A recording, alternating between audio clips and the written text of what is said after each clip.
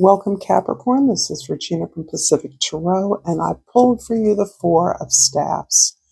This is you having established a new social, cultural, and emotional foundation for yourself as a result of your commitment to learning from your experiences.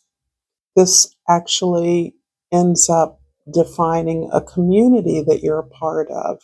This frames all of your relationships, and you have successfully appreciated the growth that you and others have experienced, and thus are in a position to celebrate that. This is the way that you understand how difficult learning from emotional or life experiences can be, how much work is required, how much of an openness to learn, to see things differently, to accept responsibility for our part in things that have not gone well or that uh, blocked us, that seem to resist our best wishes, our best efforts. This is a general reading, Capricorn. It is not going to resonate for all of you. If you're interested in a personal reading, information about that is in the description box below. And welcome again. Your present card is the Ten of Jades. And this is, as many of you know, the Legacy card. You are in a position of having identified your talents, your skills, your privilege, how much has been given to you. No matter how modest your life is, you realize that you are a creature of privilege. You may have survived long beyond allies, friends, associates. You may have made something of an abundant, joyful life out of very little. Whatever it is, you realize that your ability to be in the position you're in represents a tremendous privilege that you're now in a position to share with others. And this is that impulse now to give back. That everything you do contains information and uh, ideas for others that mimic or would like to mimic or model your behavior, would like to obtain some of the things you have, to gain the peace, the sense of abundance, the sense of comfort, self-acceptance that you've gained in your life. For some of you, this is really about establishing structures where charities or philanthropies, where uh, resources are actually doled out to those that are deserving.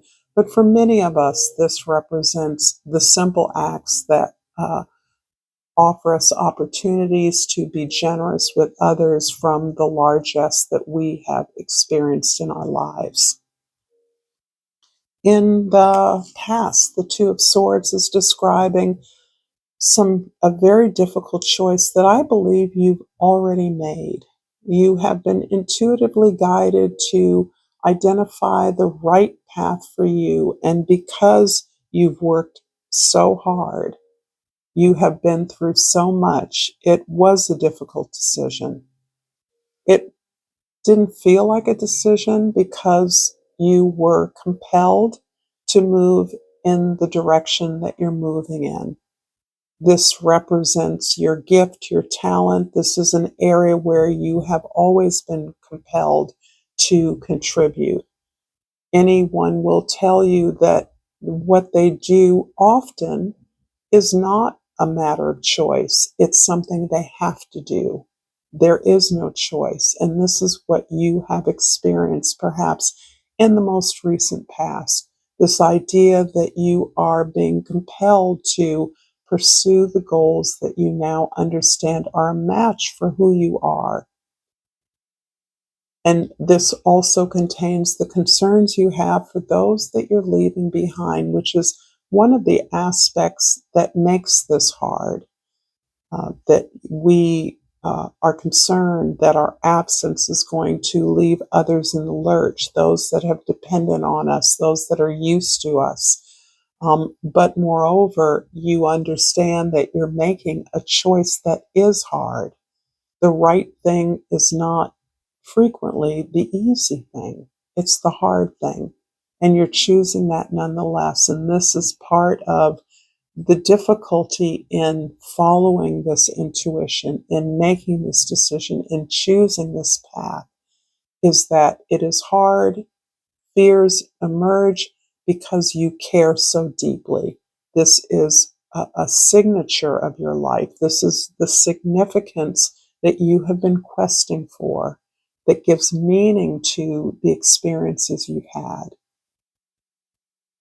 In the future, the High Priestess. Capricorn, you are in a position of tremendous spiritual authority in some capacity. Many of you may work in a variety of spiritual modalities. You may be a social dignitary of some sort. You certainly hold knowledge that is relevant to your life path, to your experiences, and you're aware that that you are finally reclaiming your place in the world. And that is in deep resonance with the astrological aspect of the Sun conjuncting Pluto in Aquarius for the first time since Pluto moved into Aquarius last fall.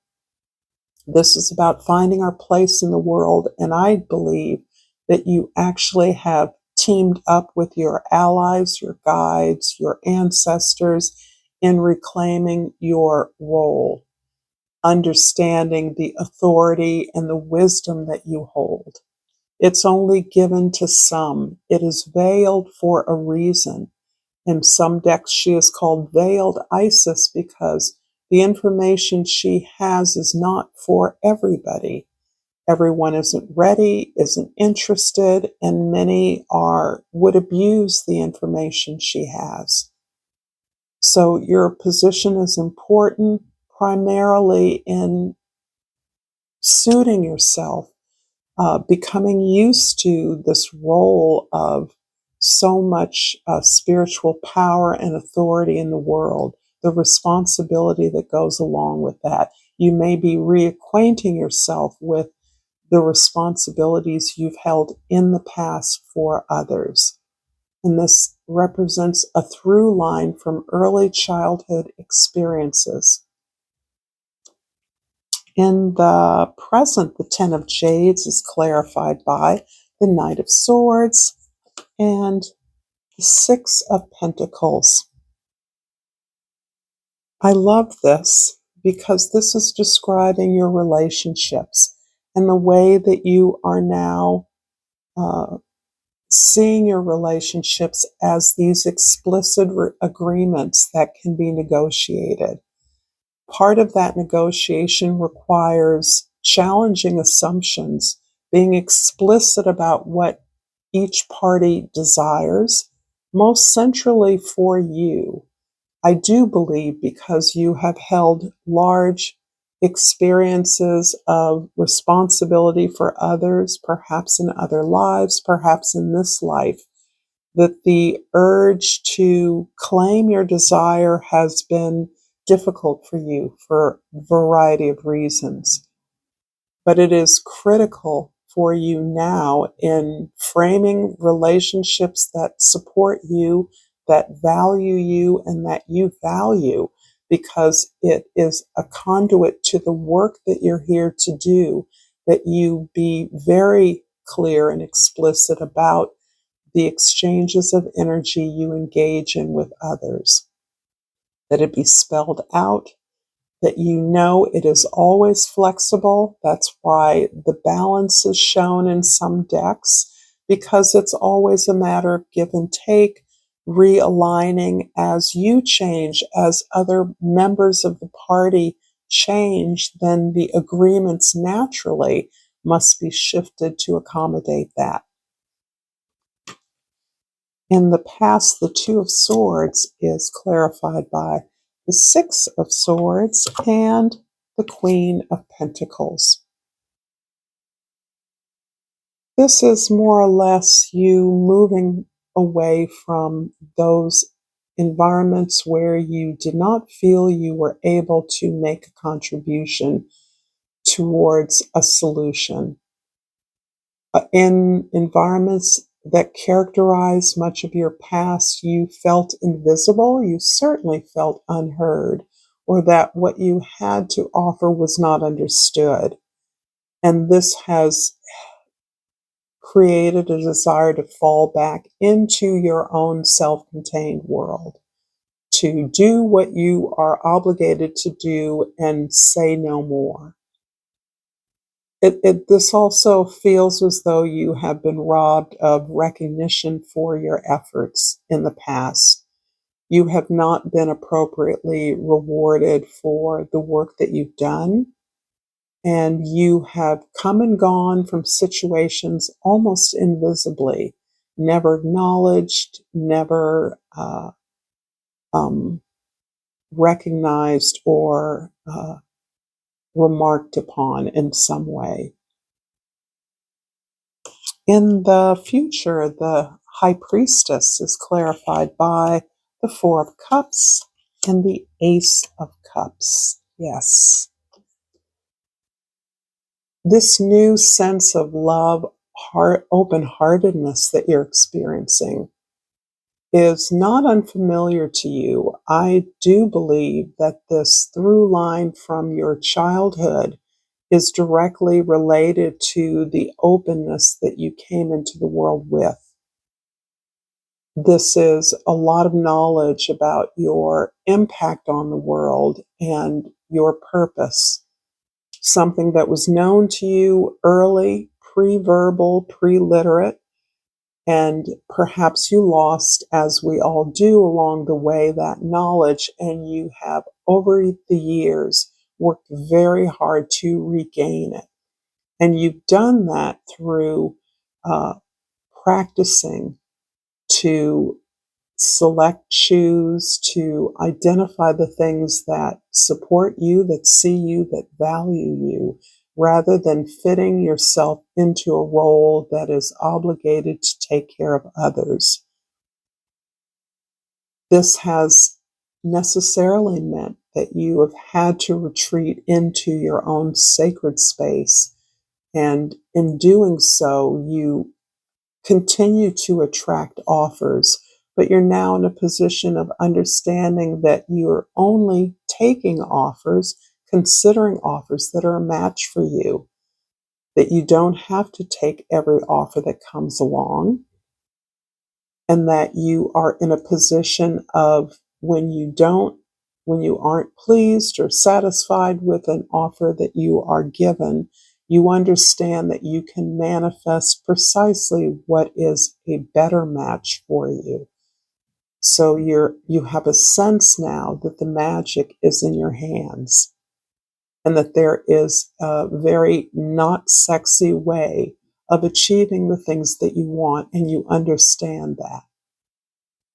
But what you are bringing into your life, what you are sharing for yourself, what you are taking for yourself is this incredible self-love, self-respect, self-honor, this willingness to pursue your potential, your dreams in a way that never seemed possible in the past. I'm going to finish up this reading, Capricorn, with a crystal oracle. And beware, this can be a little irreverent and a little cheeky, but they're fun. And I've pulled the Jet, and the mantra is claim your space. Who needs this? Empaths, witchy types. Where to put it? To clear physical space or your body of uninvited vibes. Swipe Jet over the affected areas and tell toxic energies, spirits, and tensions to peace out. When to use it? When asking for guidance from elsewhere. Think seance, guided meditation, hardcore tarot session. Jet can take the edge off a high vibe stone like maldenite and serpentine, and is a wise old friend to bring as your +1 whenever your triggers are sure to be on the guest list. I love this.